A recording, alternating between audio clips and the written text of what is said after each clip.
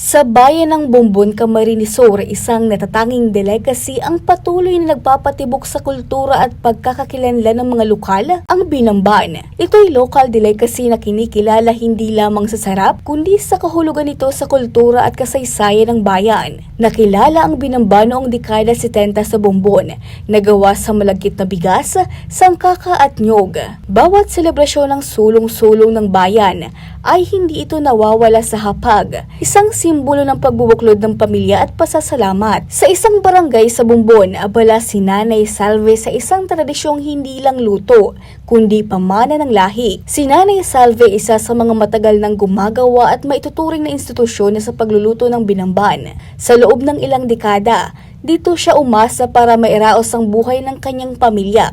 Ito ang tumulong sa kanya sa pagpapalaki ng kanyang mga anak. Nakanood ako na pag-ibo dahil kan si pagkadisigrasya kan si Agunggo nahulog sa nyog. Sabi kan si panagangan ko magkalaga ka ni ano maka tabang-tabang sa ano mo ang gibo ko magparalabada pero kung naggibo ka araw ka ni yung kasaro pagkakapatinda mo tapos pagtinda may kwarta ka na di gibo naggibo ka ni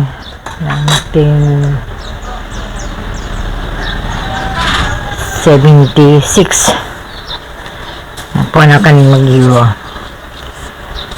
si Baliso so nagluluto ako kung ano pero ini talaga ko ni pigahali kapag kaaga nalako ako naon ang kwarta tulos.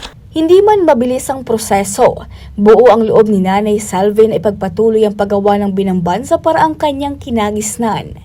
Para sa kanya, ang tamang pagkakaluto ng Binamban ay mahalaga upang maipreserba ang orihinal na lasa at kalidad ng Binamban, ang ipinagmamalaking kakanin ng Bumbon. Simple man ang mga sangkap ngunit may pagkamasela ng paggawa nito.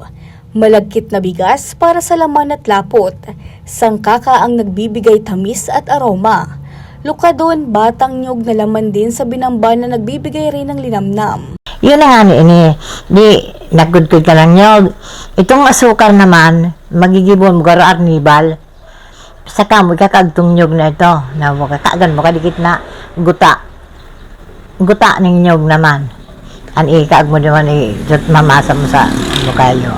Pagkatapos ang luto ng bukayo, ini na imamasa mo na sa giniling na pulutan. Pero magabatang pagmili nga pag ano ka na pagmasa siya pinamasa ko tamari ka itong dahil pa ako nagkamati mamasa ko daw ka na ako masama na niya pagka masama na yan yun na basta ano nindo dahil ka mo magmasa ninda ko ang tubig dikit-dikit lang haling dahil malamos. Sa likod ng bawat balot ng Binamban ay ang maingat na paggawa nito. Ginagamit dito ang dahon ng nyug ulangkoy na siyang nagpapatibay at nagpapasarap sa lutong kakanin. Mahalon man gibo mo inita. Yun na yan. Sabi na haka, tabang sa imo. Mahalon mo ni.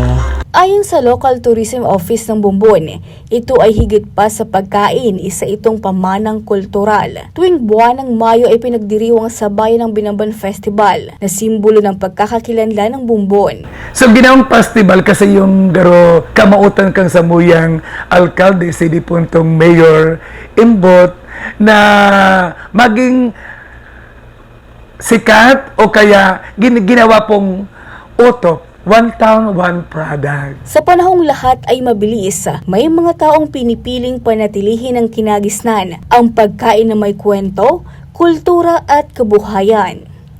Regine Boy, CSN.